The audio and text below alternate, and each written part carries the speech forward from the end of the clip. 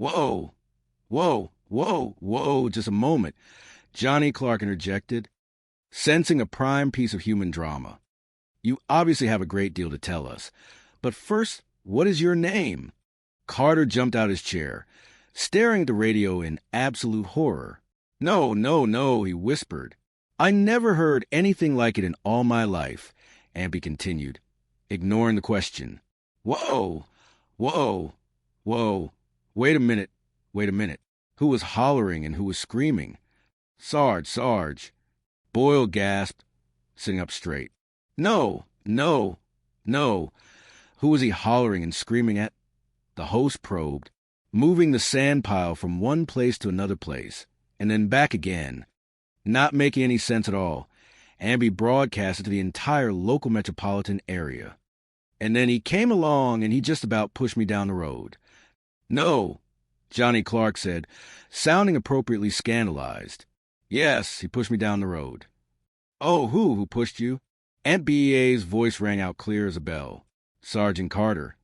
Carter gripped the edge of his desk, the color draining entirely from his face. Sergeant, I find that hard to believe, Johnny Clark said. Well, he did, Ampy insisted firmly. But it was the hollering and screaming that upset me.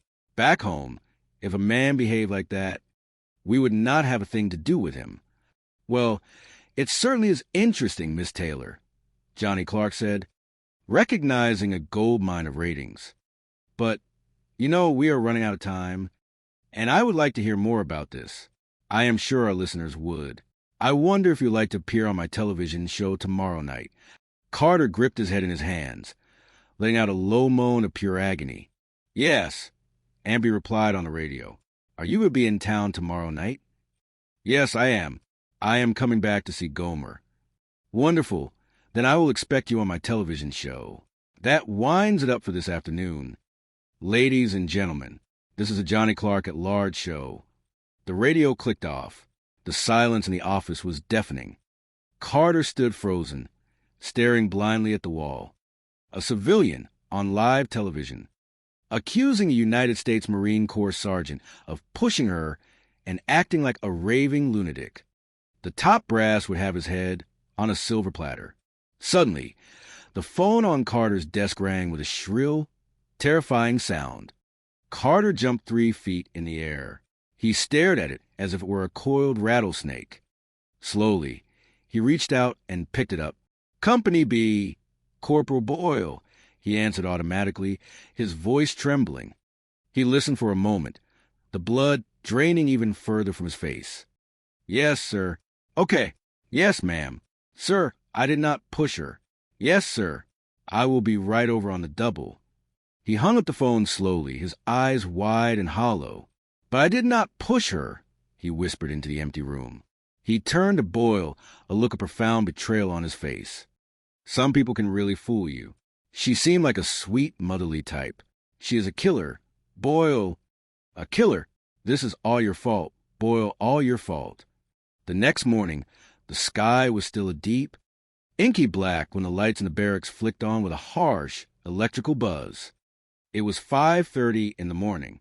Normally, this moment was accompanied by the terrifying roar of Sergeant Carter, crashing trash and lids together and screaming at the top of his lungs for the men to drop their socks and grab their rifles. Today, however, the barracks was met with a terrifying, unnatural quiet. Good morning, gentlemen, a soft, melodious voice called out. The men groaned, shifting in their bunks. Gomer opened one eye, confused. Sergeant Carter was walking down the center aisle, stepping lightly. Time to get up, rise and shine. Up, upper belly. Up, upsy daisy. He stopped at the foot of Gomer's bed. Pyle.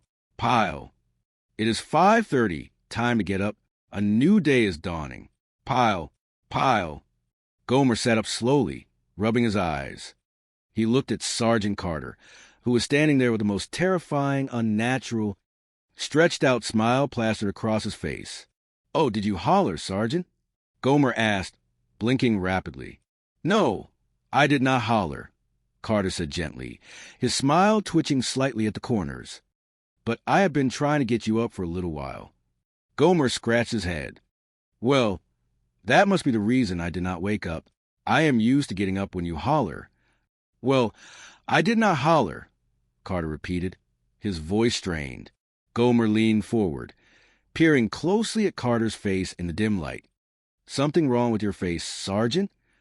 Carter's left eye twitched. What do you mean? Well, your lips are spread out funny. I am smiling, Pyle, Carter hissed through clenched teeth. Did you not ever see anybody smile before? Oh, sure, Gomer nodded honestly, but it looks kind of funny when you do it. Carter took a deep, centering breath, suppressing the overwhelming urge to flip the bunk bed over. Why do you not just get out of the sack, Pyle? All right, everybody. I would like to see all of you gentlemen out on the street in 3 minutes. 3 minutes. Fellows, hurry it up. He turned and walked out of the barracks, leaving the platoon in a state of profound shock. Outside in the cool morning air, Boyle fell in step beside him. Hey, Sarge, what was that? What was that Mr. Nice Guy routine? Are you cracking up? No, Carter muttered, pacing back and forth. I am just getting in practice. Practice for what? For that Taylor dame, Carter explained, running a hand over his face. When she comes out here, I have got to show her a different Sergeant Carter before she goes on that television show tonight. Boyle raised an eyebrow. Oh, yeah, after my little talk with the colonel, I got the definite feeling I better come up with something if I want to keep these stripes. Oh, is that what he suggested? Boyle asked. A new image for Sergeant Carter? No, he did not suggest it. Carter snapped defensively. It was my own idea. It is just for one day, and let the dame blow off steam. Cannot kill you to keep. Smiling for one day.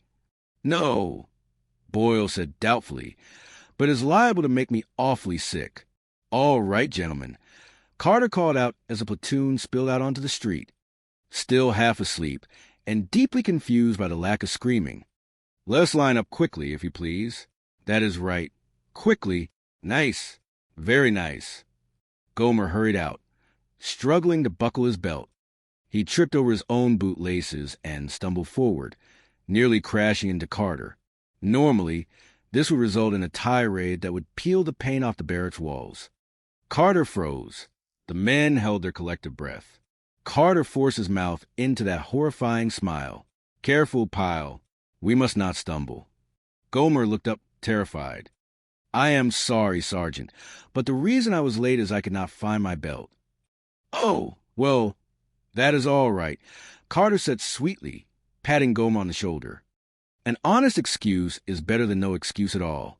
Next time, may I suggest that you leave your belt right next to your bunk, so that you cannot miss it.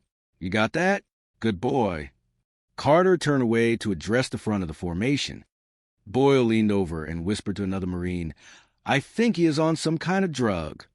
All right, gentlemen, Carter called out brightly. Left face. Forward march. As the platoon began their morning march, Boyle jogged alongside Carter. Hey, Sarge, I do not understand why you are doing all this now.